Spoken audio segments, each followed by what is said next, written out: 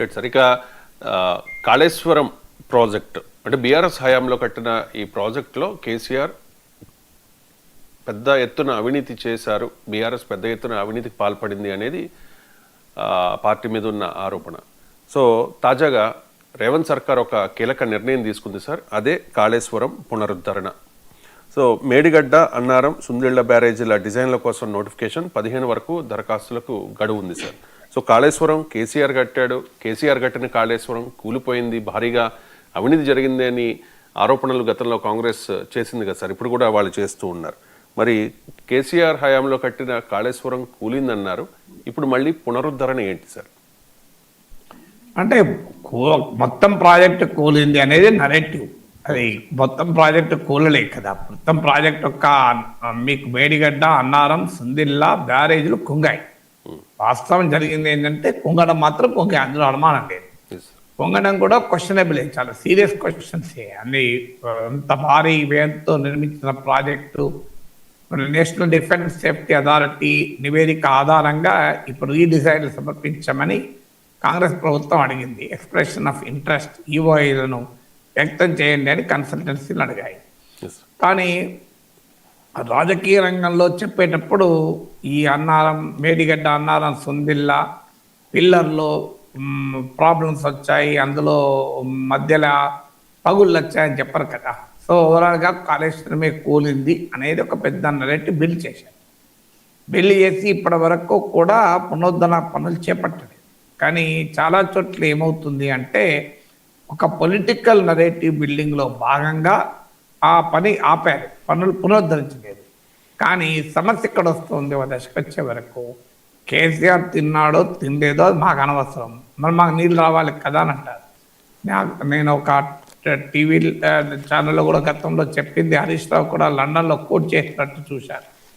అన్నది ఏంటంటే ఒక కరీంనగర్ చొప్పద నుంచి నాకు రైతు ఫోన్ చేసి ఒక ఆసక్తికరమైన ఉదాహరణ చెప్పారు. సార్, ఇప్పుడు ఎద్దుకు మన నాగలికి ఎద్దుకు కడతాం, తాడు కట్టి, తాడు తెగింది అనుకో ఏం చేస్తాం సార్? వెంటనే ఇంకో తాడు తీసుకొచ్చి దానికి ముక్కు తాడు కట్టేసి నాగలికి కట్టేసి ఆ తాడుతో ఎద్దును దున్నుతాం. కానీ ఈ తాడు ఎవరు తయారు చేశాడు? ఈ తాడు డిజైన్లో లోపం ఏంటి? ఈ తాడు తయారు చేసడంలో డబ్బులు తిన్నడా లేడా, తాడు కరెక్టెడ్ కమ్మిండా లేడా అని చర్చించుకుంటూ కూర్చుంటాం ఆ సార్ అన్నాడు. సో అది that reflects the mood of the farmer. మీకు క్షేత్రస్థాయిలో ప్రజల మూడుకు అది ఇండికేషన్. స్థానిక ఎన్నికలు రాబోతున్నాయి కనుక కాంగ్రెస్ పార్టీకి కూడా అది అర్థమైనట్టుంటుంది. So already PC Ghose commission అయిపోయింది, ఆరోపణలు అయిపోయినాయి, సిబిఐకి విచారణ అయిపోయింది, అదేం తేలేది కాదు. సిబిఐ అంతర్వేదిలో రతం దగ్ధమైతేనే ఇప్పుడు తేల్చినాయి, ఇక దీన్ని ఎప్పుడు తేల్చాలి కానీ బోఫోర్స్ తేలిందా ఇప్పటికీ అని. సో అందువల్ల ఆ పొలిటికల్ నరేటివ్ బిల్డింగ్ అయిపోయింది. ఇంకా నువ్వు ఇంకా దీన్ని రిపేర్లు చేయించకపోతే నష్టపోయేది కాంగ్రెస్ పార్టీ ప్రభుత్వమే. జరిగింది, ఇప్పుడు మీరేం చేస్తారనే చర్చ మొదలవుతుంది. అందువల్ల అనివార్యంగా మేడిగడ్డ, అన్నారం, సుందిల్లా పిల్లర్లను మరమ్మతులకు పిలిపించారు. ఇప్పుడు మరమ్మతులు చేయిస్తారా లేదా మొత్తానికే తీసేసి మళ్ళీ కడతారా, దాంట్లో ఉండే టెక్నికాలిటీస్ ఏంటి అనేది నేను చెప్పగలిగేవాడిని కాదు. కానీ డెఫినెట్గా కాళేశ్వరం ప్రాజెక్ట్ కూలింది అంటే ఈ 3 పిల్లర్లు పగుళ్ళు వచ్చాయి, వీటికి మరమ్మతులు చేపట్టాలి. ఈ మేరకు రావడం కూడా ఆశ్చర్యమే. అందులో పీసీ గోస్ కమిషన్ డిజైన్లో లోపము ఇవన్నీ కూడా పేర్కొంది.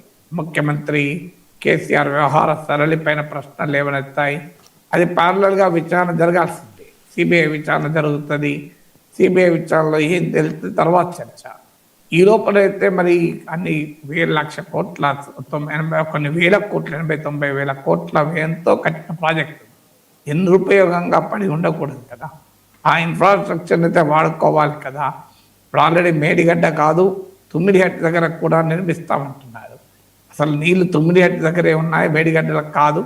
మేడిగడ్డను సెలెక్ట్ చేసుకోవడం కూడా తప్పన్నది ఇప్పుడు కాంగ్రెస్ పార్టీ వాదన. సో బట్ ఏదైనా అది మేడిగడ్డ, తుమ్మిడిహట్ట, కాళేశ్వరంలో ఏమైంది ఇవన్నీ కాదు, ప్రజలకు కావాల్సింది ఈ ప్రాజెక్టు వల్ల మాకు నీళ్లు రావాలి కదా అనే క్వశ్చన్ అయితే అనివార్యంగా వస్తుంది. అందుకే తమ పొలిటికల్ నరేటివ్ బిల్డింగ్తో ఎక్కువ కాలం కాలక్షేపం చేయలేం కనుక అనివార్యంగా something has to be done కదా. ఆ కార్యక్రమం కాంగ్రెస్ ప్రభుత్వం మొదలు పెట్టినట్టు. ఇక తెలంగాణ డీజీపీగా శివధర్ రెడ్డి బాధ్యతలు చేపట్టారు. ఈ సందర్భంగా